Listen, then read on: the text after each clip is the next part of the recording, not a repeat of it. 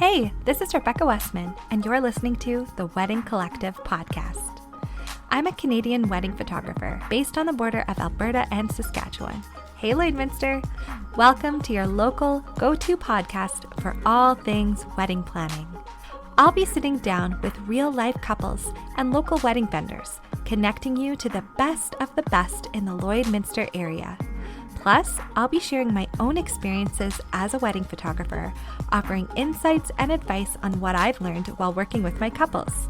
So, whether you're sipping coffee with your wedding planning checklist or just daydreaming about your perfect day, this podcast is your new best friend. Stay tuned for inspiring conversations, valuable insights, and a whole lot of love. This is the Wedding Collective podcast. Let the wedding adventure begin. Hello and welcome back to the Wedding Collective podcast. I'm so happy you're joining us once again.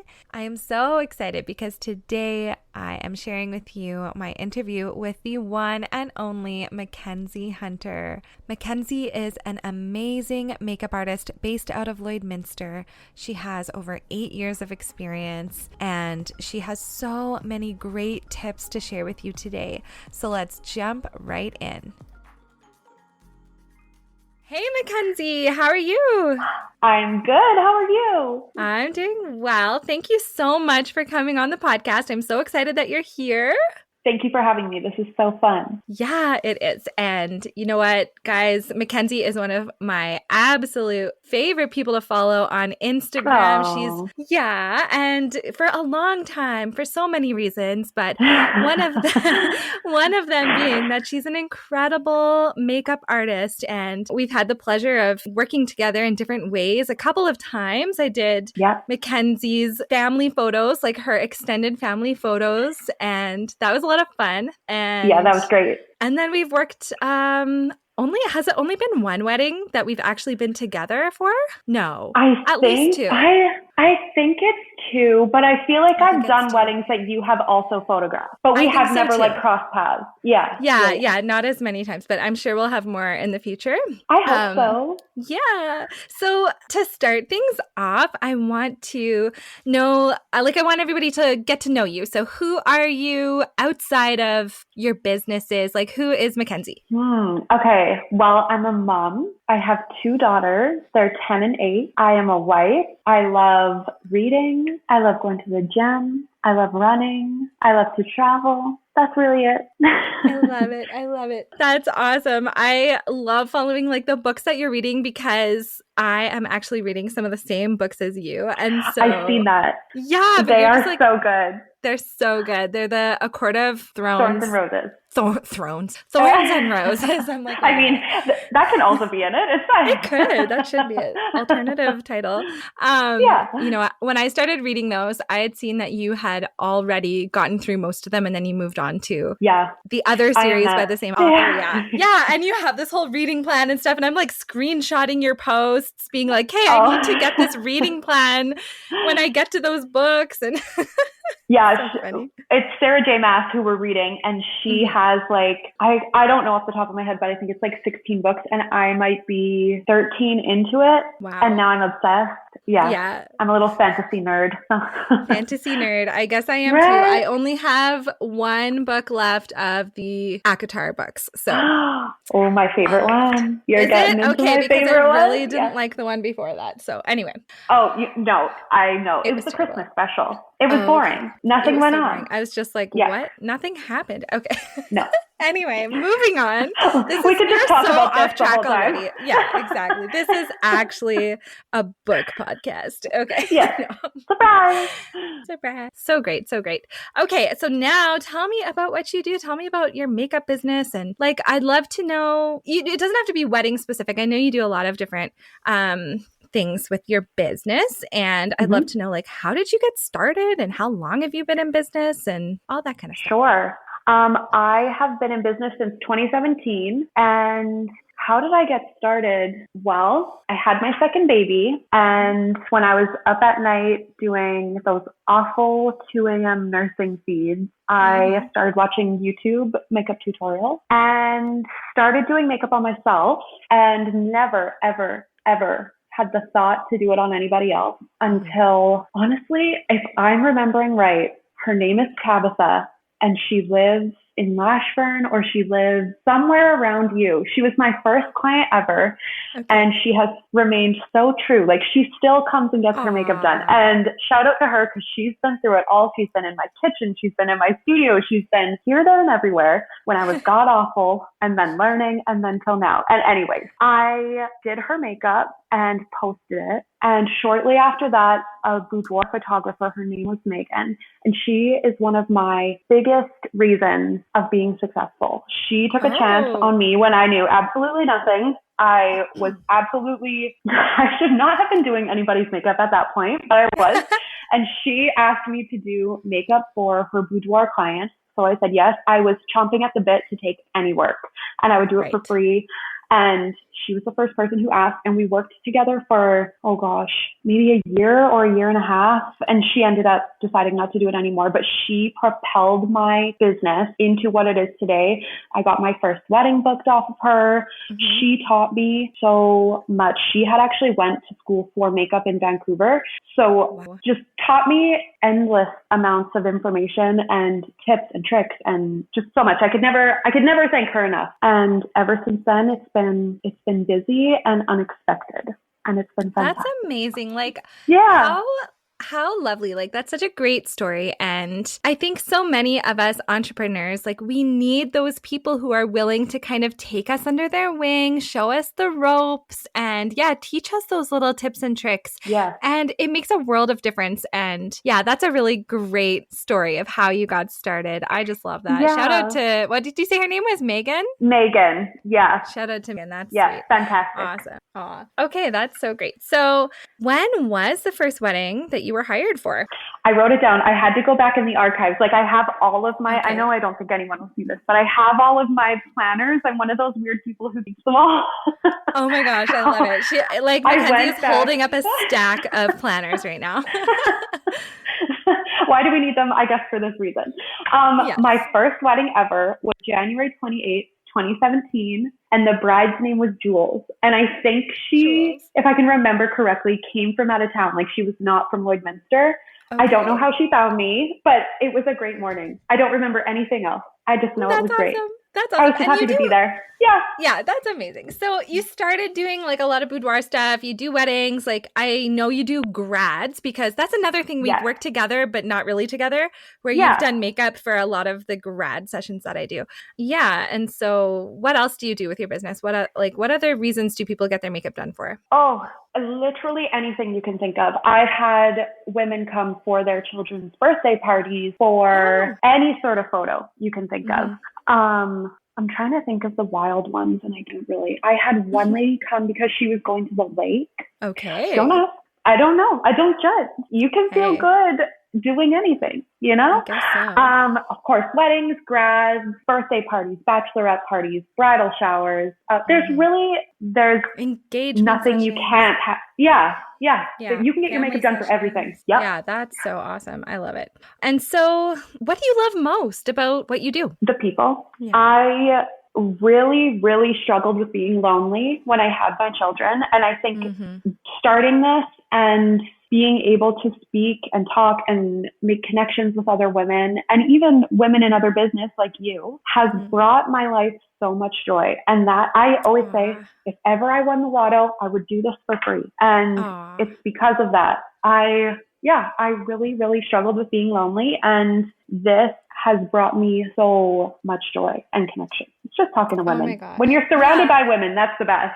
So it is. And I can totally relate on a personal level. Like, when I had my babies, well, my first two, I lived up north. I originally grew up in Ottawa. We moved for my husband's job, and we moved up north to like a small village. So if you guys know where Beauval, Saskatchewan is, we moved up there in 2012, and we were there for 3 years, and I got pregnant immediately. We moved in September, and I found out I was pregnant in October. Oh my gosh. Yeah. So anyway, it's pretty far from any cities or anything. So it's just very remote. I guess that's what I mean to say. Beauval is very remote. And moving from Ottawa, it was a big change. And we met some incredible people there, don't get me wrong, but it was just hard. And it did feel very lonely being so far away. So I can totally relate to that. And then right before we had our third, we moved to Lloyd. And I started kind of getting to know some people here. But then, yeah, our third, he had a bunch of health problems, right? As you know. And yeah, that was just another extremely like lonely time for me for kind of a different set of reasons. But anyway, being a mom is hard. It is hard. And especially now, because I feel like we have no village. Like our village is digital. You know, it's online. Even like unless you and I really are a great example. Yeah, unless you're really lucky, because you and I are a great example. Even before I was a photographer or anything, like we just somehow connected over Instagram. Yeah. And we've kind of quote unquote known each other for a long time. Yeah. But we hadn't actually met in person until, was it actually when I did your family photos? No, we met at Fun Zone. We met at Fun Zone. Oh, that's right. Like randomly, just because we happened to be there together. But like, you know what I mean? We had never hung out, but we'd always like kept in touch. And that's like a good example of like what kind of connections we have these days as moms. But you're right. Like starting a business, it physically connects you with so many incredible humans, like not just your clients, but also the other vendors that you end up working with, especially as one of these many, many wedding vendors that a couple will hire for their day. Yes. Anyway, wow. That was fun. Just all over the place. Okay. So I'd love to hear kind of about your journey from when, I know you kind of went into it a bit, but like as far as your style goes and how much you've learned, like how have you grown since you first started your business? Oh yeah, it's been a lot, and I want to apologize to the first people who came to me because we were learning. As one does, which is you have to go through those like, you know, growing pains of learning anything new. I feel like we kind of fake it till you make it for a little while, right? Yeah. And I feel like I still am. And we're 8 years in. So does it ever go away? I don't know. There's maybe always that little bit of imposter syndrome that's just living in our brains. Yes. I feel like you can't remain humble unless you have a little bit of that, you know? That's so true. I don't know. That's what I think. Well, and there's always room to grow. Yeah. Oh, absolutely. If you're not learning more and more every year, what's the point? But my style when I first started was really that 2016 makeup. It was heavy. It was glam. It was full coverage. It was big lashes. It was glitter. That is the farthest thing from what I do now. That's so funny. And I wouldn't say I was insecure because I wasn't. I was confident, but I was also relying really heavily on the internet, what other people were doing, what I thought I should be doing. And I didn't have that backbone yet to create my own style or do the things that I truly just wanted to do. It was a tug of war between I'm doing the things I think I should do, but this is not the style of makeup I want to be doing. If that makes sense? Okay. Yeah. So now, within the past, oh gosh, it didn't take long. I want to say the past 5 years, I've really leaned into taking on the clients that I want myself. I'm in a position now where I can do that, which I'm so thankful for. Like I know when you start out, you take every single person. There is no such thing as the word no when you are first starting out. Yes. But now I'm in a position within my business where I am like, nope, that person doesn't want to do the makeup that I offer. So it's a no. I will not budge on that sort of thing. I really, really love natural glowing soft glam makeup now. So if you want to come to me, that's what you can expect. I don't really do heavy glam, and that's okay because there's other people who don't. Yes, that's the same thing for photography, right? Like there's so many of us out there, like there are so many makeup artists out there, but everybody else like everybody has their own kind of style. So, I mean, as a client, you need to be looking at people's Instagram pages, looking at people's websites, finding out what their styles are before you reach out, because Yes. more likely than not, they're not going to do something that's totally out of left field from what they typically do. Yes, that's exactly it. Well, and you don't want to come to me hoping for some wild glitter cut crease with hot pinks and greens, because I'm not going to enjoy doing it and it's going to show in my work. I don't excel in that, whereas a different artist in town maybe does, and you're going to get a significantly better outcome from them than you would for me. Yes. And yes. yeah, and that's okay. That's just what I do. And I think that, like, again, like if we're talking about weddings, even just for a minute here. Okay, so imagine you're a bride on your wedding day, and one of the first things that's going to happen is you're getting your hair and makeup done, right? And your photographer is also probably going to be there too. So, like, you want to feel aligned with with your vendors, right? And like it goes farther than just the style, but that is definitely a part of it, right? So you want to feel comfortable, you want to know they feel comfortable, you're all on the same page, and it's just going to feel so relaxing. You're going to be so excited, and it's a really important part of like why choosing your vendors is, I guess, so important. That's exactly it. Just because the person you're hiring is well known doesn't mean that they're going to give you the experience that you hope for on your wedding day. Yes. Don't get me wrong. There's a reason why people are well known. It's because they do a good job and the trust has been established within the community. Yes. But at the same time, if my personality does not jive with the brides or the bridesmaids, that's going to set the energy of the morning off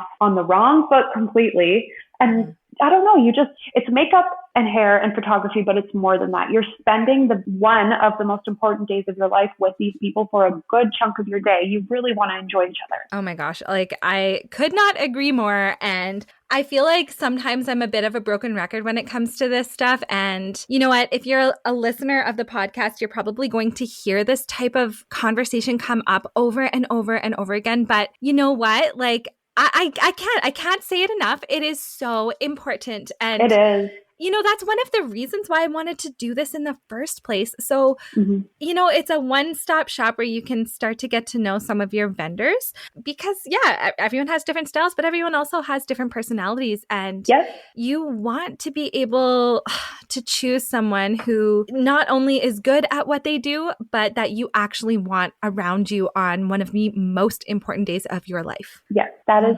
100% it. Yes. All right. So let's move on. Let's kind of go into the practical side of things. And I'd love for you to tell us what the process looks like for your clients from the moment they inquire with you all the way to the wedding day. So I think that I do this in a way that most people don't. Now, I guess, I don't have a contract and I don't have any sort of booking system, and I never have. And I know that's probably so alarming for other vendors and for brides because it seems like that's all you're doing is signing contracts. I never have had a reason, so I never have. But I've always just had brides or whoever is planning their wedding reach out through Instagram DMs or email. I send a big old list of all the, housekeeping, and they can either accept or they can say, no, thank you, that doesn't work for me. And they send a deposit and your day is booked. That is as easy as it is with me. And it's worked for the past 8 years and I don't have any plans to change it right now. But in the case of a wedding, you send that deposit, the day is yours. I don't book any other clients. It doesn't matter if you have 5 bridesmaids, 10, it's just you. I do not take any other clients on a wedding day because you just never know what happens. Let's talk about why those deposits are so important. Sure. Well, for me, I'm booking out a year to a year and a half before this wedding is even taking place. So right then and there, we really have to trust each other. And this is where I should make a contract. Maybe this conversation is the reason why I need to make a contract now. But that deposit ensures that if you bail on me within however much time before your wedding, it covers my butt because I'm self-employed. I don't have benefits. I don't make a salary each year, I could have taken on 4 other different weddings on that day. And I said yes to you and no to them. And let's say you cancel your wedding or you decide you don't want me to be at it 2 weeks before your wedding. Well, now I'm scrambling to find someone to take your place. And we have also just spent a whole year conversing and planning, and it's taking up a lot of time between me and you. So it really, at the end of the day, is covering our butts. And don't get me wrong, there's been times like I've had really catastrophic things happen to a bride that were out of both of our control. And in that case, I do get their deposit back because a death or a sickness or some wild, insane reason why the wedding didn't end up happening is sometimes just too much, and you can have that back.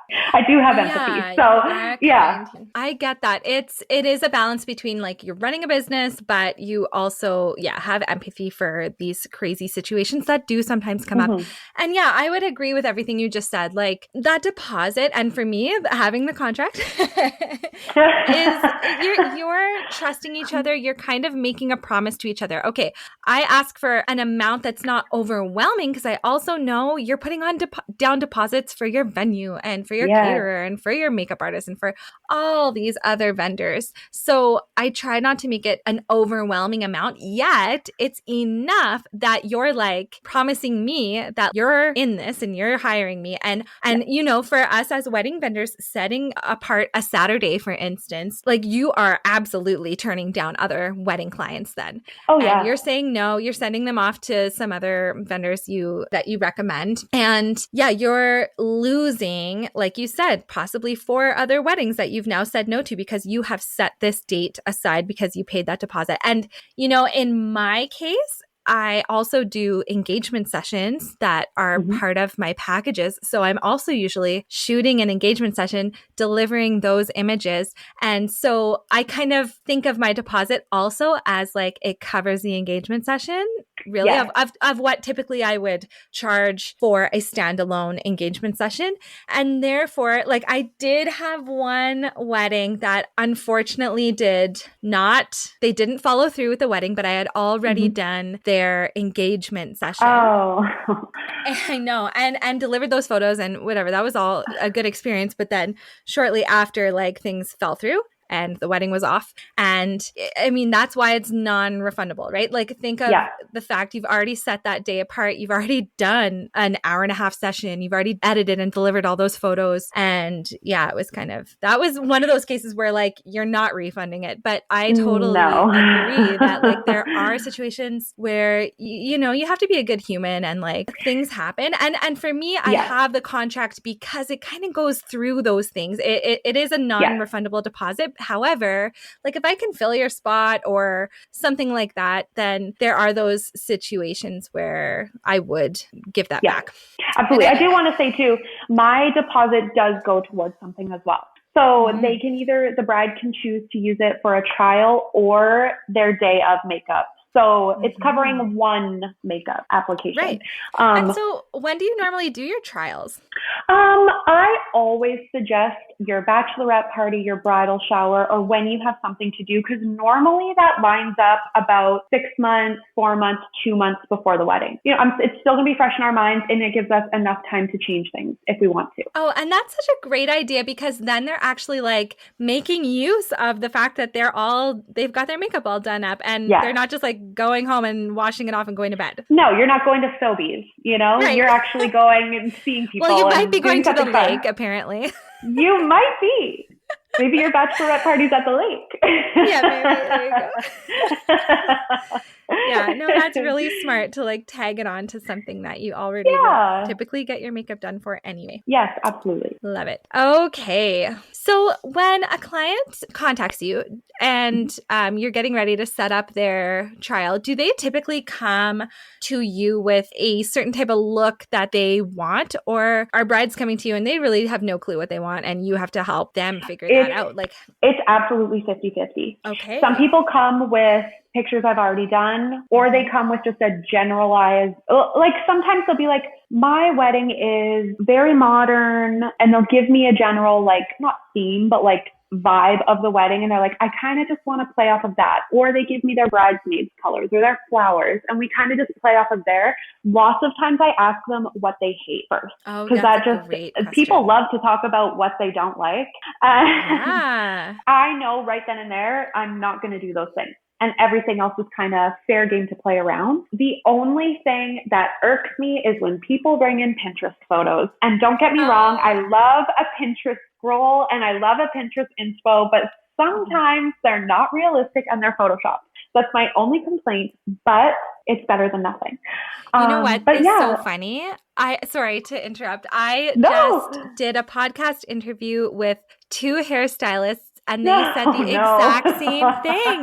They said the same thing. Right. Because sometimes it's like they were like in that example, they're like, you have super fine hair and we'd have to like do a whole head of extensions in order to achieve anything close to this. Right. And yeah, things are photoshopped. So same thing for makeup. Mm-hmm.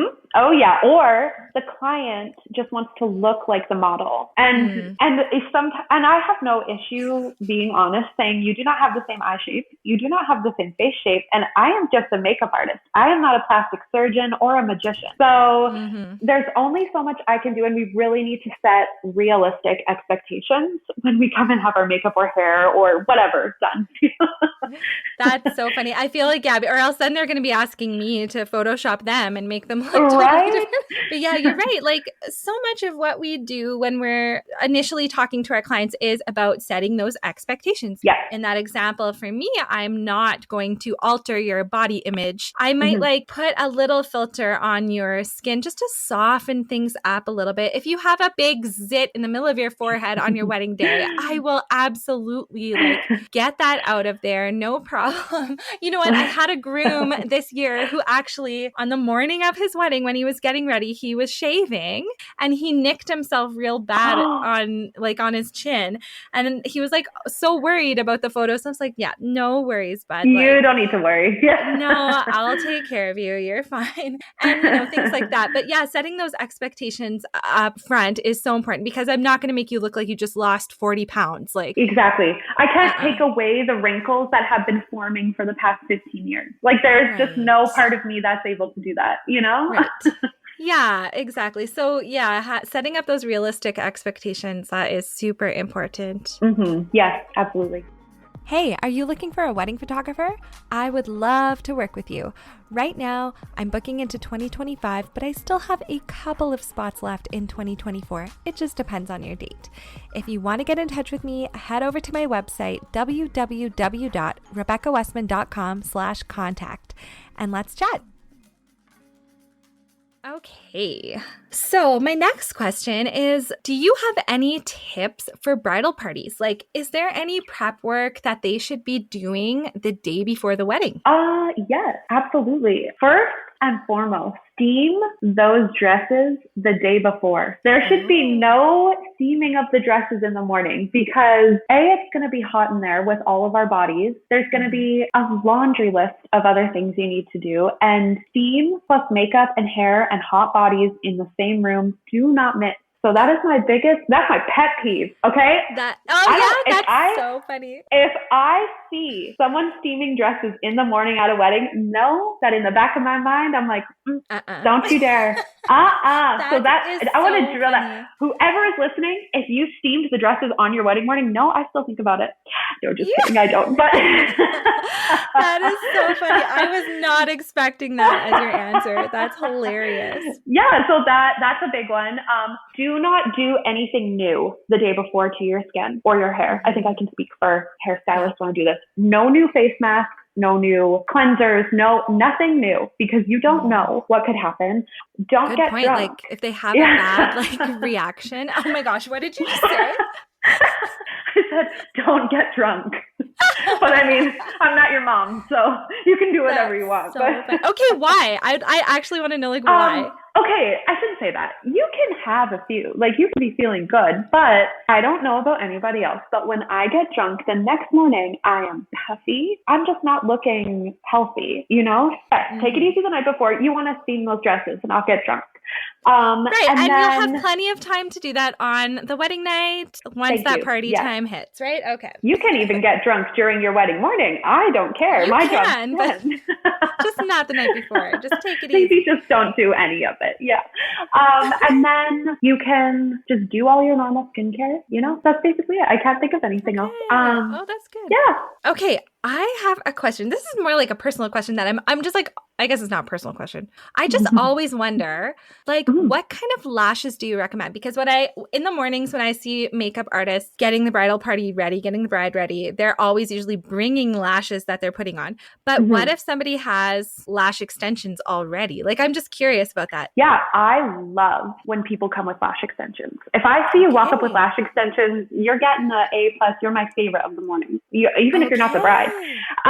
It just takes like a good chunk of time off the makeup application, and that's kind of your biggest worry in the morning. So that's really the only reason. And I think they look pretty.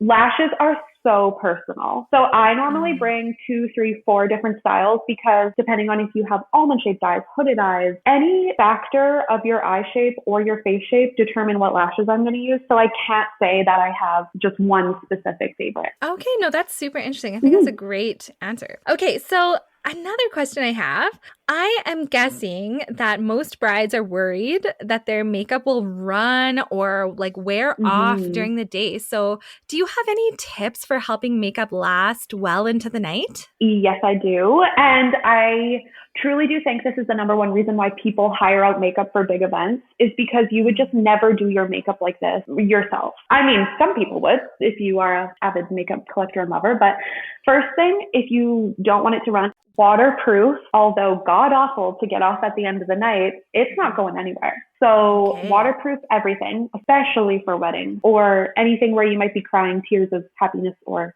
sadness. And then the one thing that makes makeup last all day is the layers of makeup. So it's nothing like you would do yourself for going to a party or to whatever event where you would do it yourself.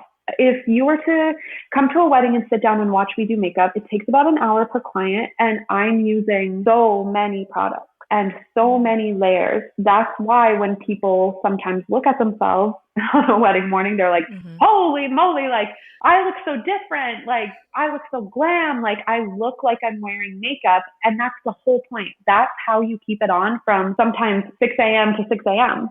But that being said, you do also have to have really realistic expectations for makeup. While I can make it last for you, you sometimes might have to touch up. We have oils in our skin. We have creases and fine lines. We might be hugging. We might be blowing our nose. Maybe we did cry and we cried really, really hard and it made our lipstick run or whatever the case may be. There's so many different varying reasons why you would need to touch up your makeup, and it's 100% going to have to happen. So if you have oily skin and you say at 6 a.m., I don't want to have to powder my face all day and night. Well, that's just not realistic. You are absolutely going to have to put a little compact and brush in your purse or blotting papers or whatever and touch up. If you kiss or eat or drink, you're going to have to touch up your lips. I can only do so much, and then you're going to have to do the rest later. It's just literally impossible to do the alternative. You have to touch up throughout the day. Okay, I think that's really good advice. So how, like if you're doing makeup on a bride and, you know, they've typically not had this type of makeup done before, because you're right, it is so different from what you would typically do by yourself. Like, I guess side note, like even when I had my branding photos done, I got my makeup done and I was like, oh gosh, like I can see the makeup, right? It's just, I'm someone who doesn't wear makeup most of the time. And so when it's on, especially when it's on for a photo shoot, which would be equivalent to like a wedding, absolutely, it's kind of shocking. It is. However, I will be the first to let you know that that's what you want for your photos too, guys. That's what you want. Absolutely. If you don't have a little bit of shock factor going on, then it's probably not enough. Like, and I think from my perspective, and I'm sure that you can agree with me, the camera takes away a lot of makeup. So what you're walking into in the photo shoot is not what it's going to look like on your photo. It's a lot smoother, you know, like through the camera. You know, you're not going to see those layers you're talking about or like that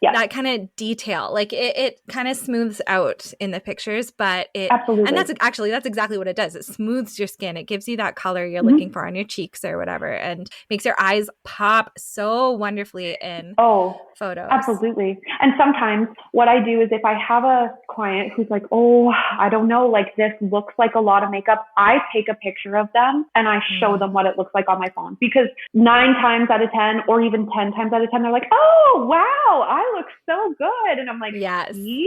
It looks so different. True. Yeah. So true. Yeah. So, okay, back to my original question that I was getting at is, so they've got their makeup done. It's different from what they typically do. And you're suggesting they probably need to have some kind of powder or blotting papers or something. Like, how would they know which one to bring? Like, is this something that they should talk to you about in advance? Oh, they absolutely can. If a client has literally nothing, like never ever wears makeup, then of course I can send a list. I can literally go out and buy it for you if you wanted me to and send it to you. Cool. Most people, majority of women have something they use day to day, and that's fine. That's good enough. Yeah, I am not worried about it. Yeah.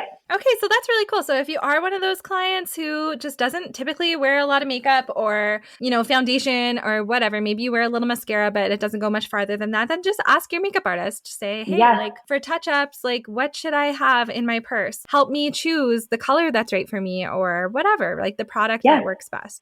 And I would hope that whoever you're hiring is more than happy to talk to you about anything. You should never feel bad for asking questions to your vendors, ever. 100%. Yeah, don't hold back. That's what we're here for. We're here to serve, right? So yes, take advantage absolutely. of us in that way, right? Like, and whatever you're asking us, we are passionate about these things and want to talk about them. And most of the time we feel like people do not want to talk about it, right. Or we don't have a reason to talk. We have to get together just us and start a podcast just to be able to talk about it. See?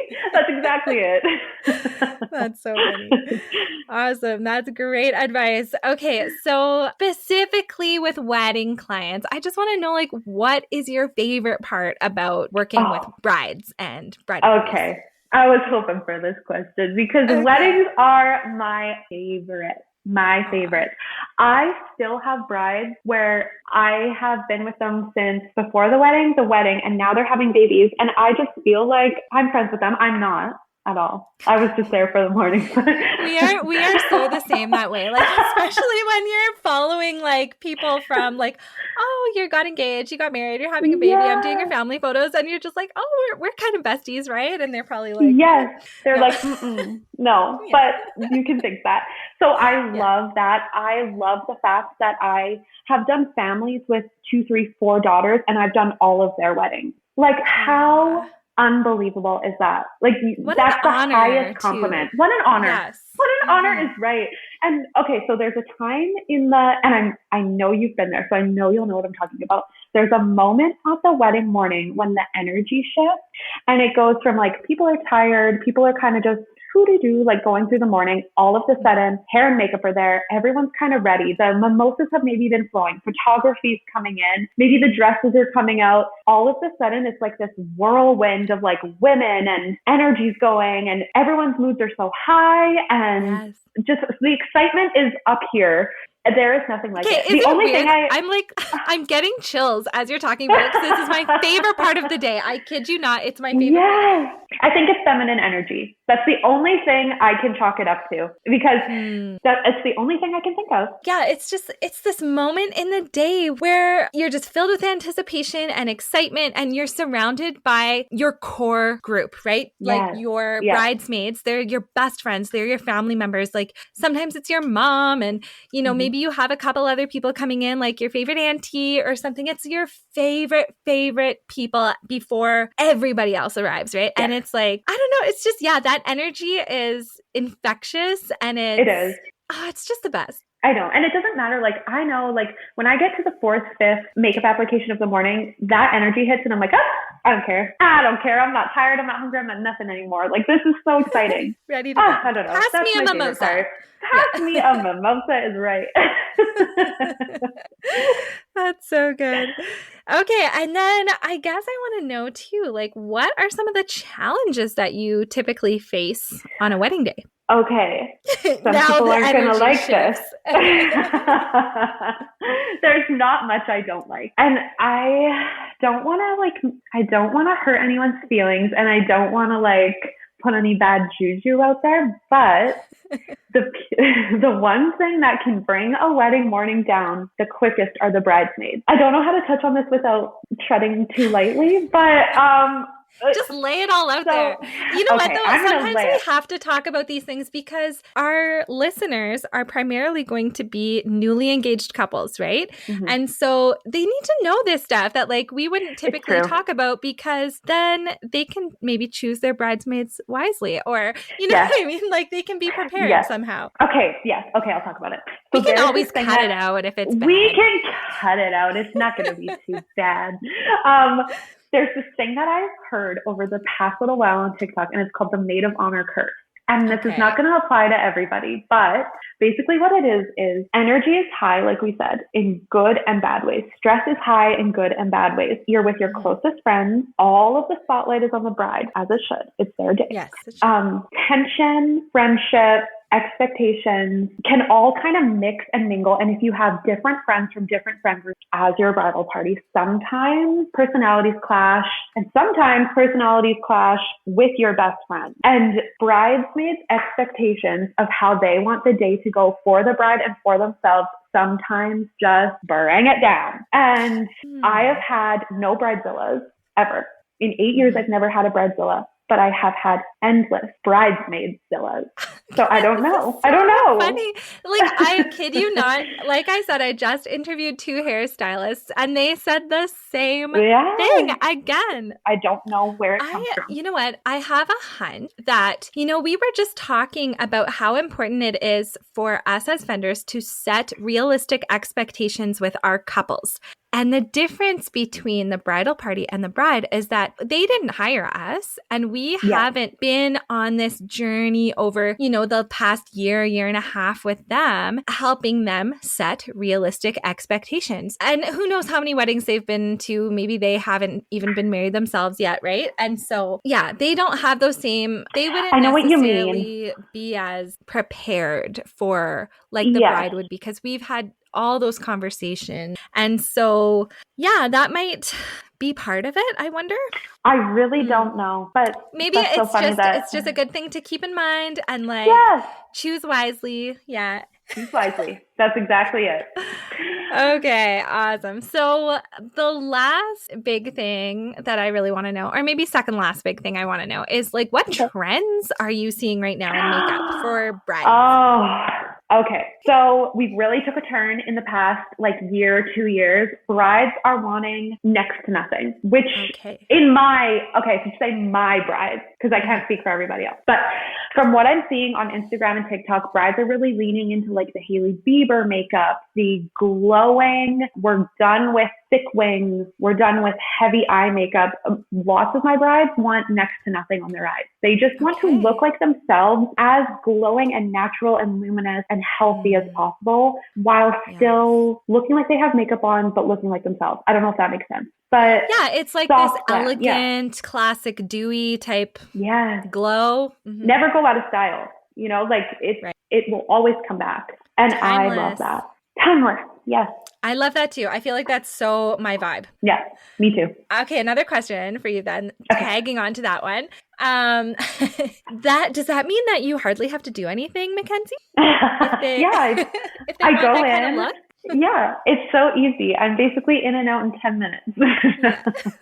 No, it's harder. It's way harder than going full coverage and going full glam, because you're still using the same amount of product, but you're using it in a more strategic way. But the fact that people don't want to look so made up as they did 4 or 5 years ago means you are putting your skills to work. You are not just slapping on foundation, concealer, powders. You're not doing that anymore. You really have to make sure when you're hiring someone and you're looking for that type of look that they do that often, because it is more of a craft. You really have to pay attention to where your application of certain products goes, really blending in certain aspects of the eyes and the face and the highlight and the blush to make it look like it's that person's actual skin. You can't get away with a sharp contour line, a sharp blush line anymore. It's not what people want. It has to look like their skin. So did that mean you had to do a shift in the type of products you were using over the past several years? Yes. Absolutely. So, for example, when I first started out, and then the first 1 or 2 years, it was all thick. Anyone who likes makeup will know, like the Kat Von D foundation. It's basically like this thick paste of a foundation, and it can cover tattoos. Like, it's thick, and you are not seeing one blemish, but you will look like you have makeup on. Now we're going into CC creams, tinted moisturizers. We're going that route, and people want really high-end products now.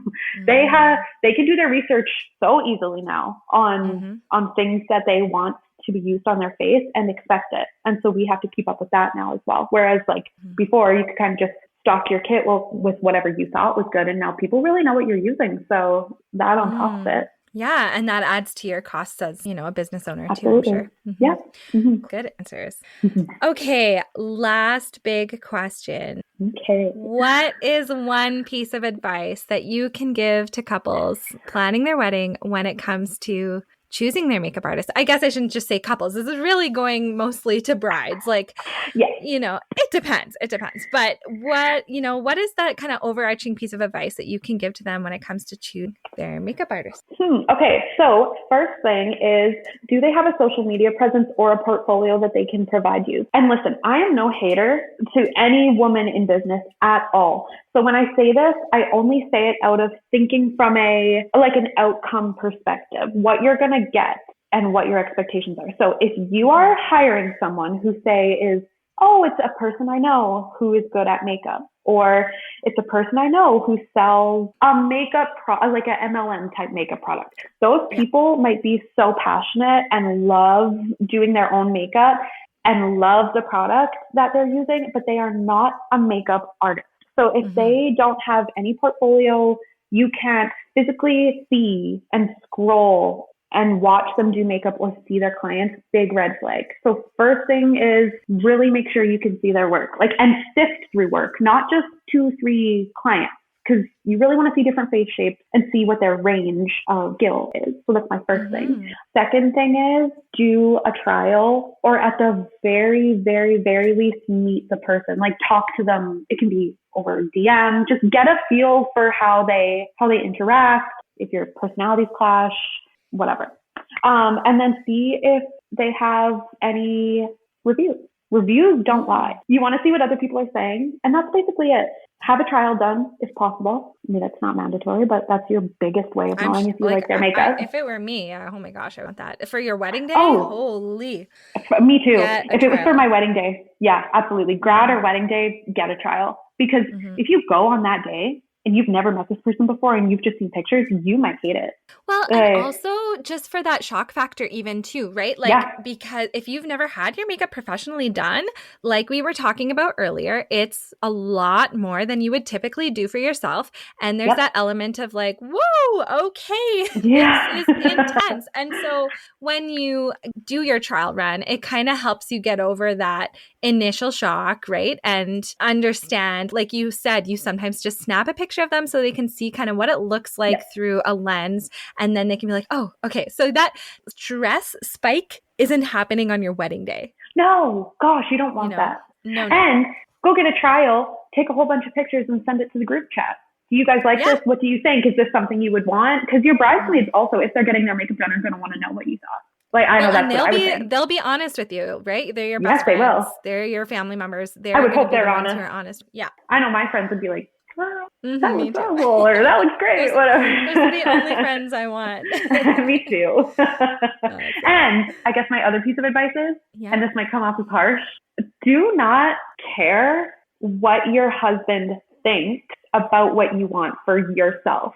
Because while, yes, you do want him to be like, wow, you look gorgeous or you look beautiful, he's marrying you. So he already thinks that. He already loves you in all forms.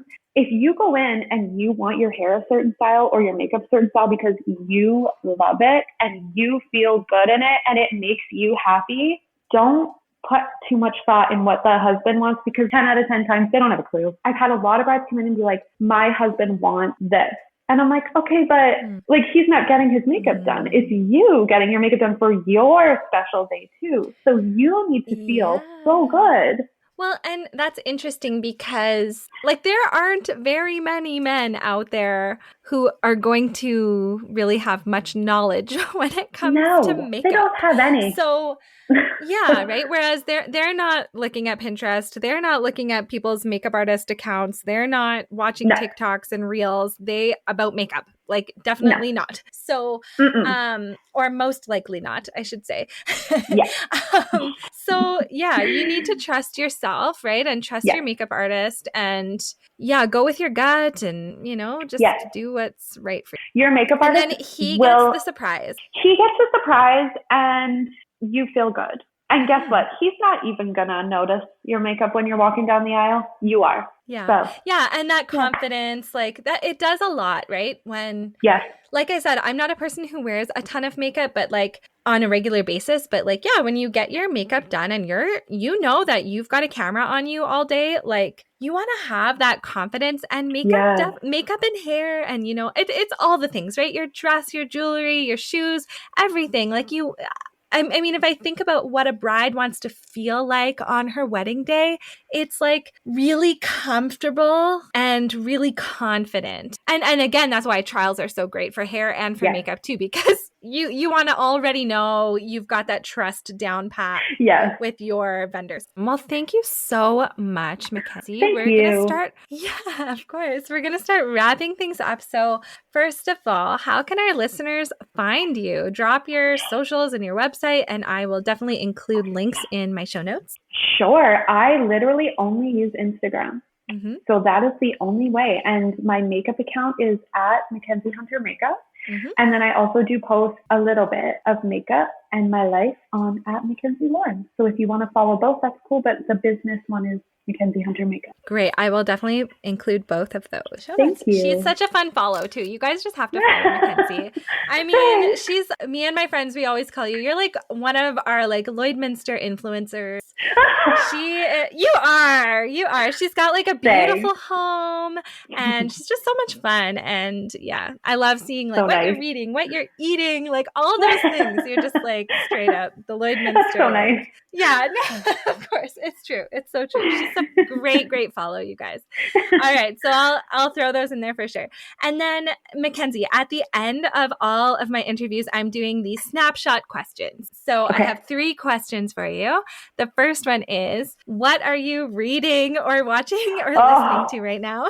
Okay. Well, I don't watch anything. I never watch TV. So I only read.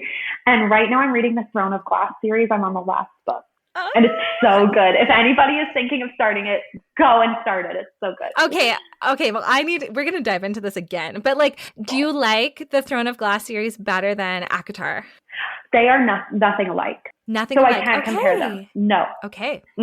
That's all I want to know. Don't tell me anymore. Yes, I will. Because it's on my list. Okay. Yes, you have to. Awesome. All right. Snapshot question number 2. What is your coffee shop order? So I am so plain. Okay, I'm going to just say it right now. My order every single day for the past month has been a McDonald's double. That's so funny. Okay, McDonald's coffee is legit good. It is so good. Like I love a Starbucks, whatever, but nothing beats McDonald's coffee. It is so good every time. That drip coffee, even their Americanos, they're so good. So good. Oh my gosh. I saw this. I feel like we're the only funny... 2 people. What? No. Oh my gosh. I saw this really funny reel where like someone was talking about, he was like American, and he's like, why did I go to Canada and now I'm addicted to Tim Hortons? And then this Canadian came on and started ranting about like all the good things about Tim Hortons, and just went on and on and on and on and on, and then kind of threw everyone for a loop, because at the very end he's like, but if you're a true Canadian, the best cup of Tim Hortons coffee is at McDonald's. Absolutely. And I was like, this is the truth. It's so good. That is so real. It was funny. Oh my gosh. All right. Last snapshot question. What is a random pet peeve that you have? Oh. Other than people steaming their dresses first thing in the morning of their wedding day. Okay, this one's not wedding. Let's think. My biggest home pet peeve is when the kids and my husband, he will be listening to this, spit stuff all over the sink and all over the mirror. Oh My gosh, what is wrong with our children? I am sorry, but like, what? They're blind in the morning and at night. What are you aiming for? What are you aiming for? Are you spitting in your own face? Like, I just don't get it. That's my Or the globs of toothpaste. I'm like, did any of this toothpaste even go on your teeth? Because it looks like you put it in your mouth and spat it back in. Like, oh my gosh. Awful. Oh, that is the worst. Now you're making me want to like go over to my sink and wipe them down because they're probably gross. Because I have to almost like ignore it some days because you have to. I'll just go Otherwise nuts. You'd be cleaning the bathroom twice a day, and who wants to do that? Not me. That is the truth. It's like someone just like puts toothpaste in their mouth and goes all over. I know. Oh my gosh. Mom life, mom problems. Oh, I think my AirPods died, but good timing. Oh, that's good timing. Okay, that's great. Well, with that, we'll wrap it up. Thank you so much, McKenzy. Oh, it was so great. Thank you for asking me. It was great. Such a pleasure having you on. And yeah, I'm sure we will chat soon all about the books we're reading. And I need to get those lists from you of like what order I need to read these books in because it seems a little complicated. So I feel you can take my list and my books when you're ready. They're waiting here for you. Thanks. Awesome. I love it. Okay. All right. You have a great day. We'll chat soon. You too. Thanks. Thanks. Bye. Thank you so much for tuning in. I hope you enjoyed this episode with McKenzy as much as I did. And if you found this episode helpful, please screenshot it and share it in your Instagram stories and tag me. I'll be back next week with another Wedding Planning 101 episode. Until then, happy planning.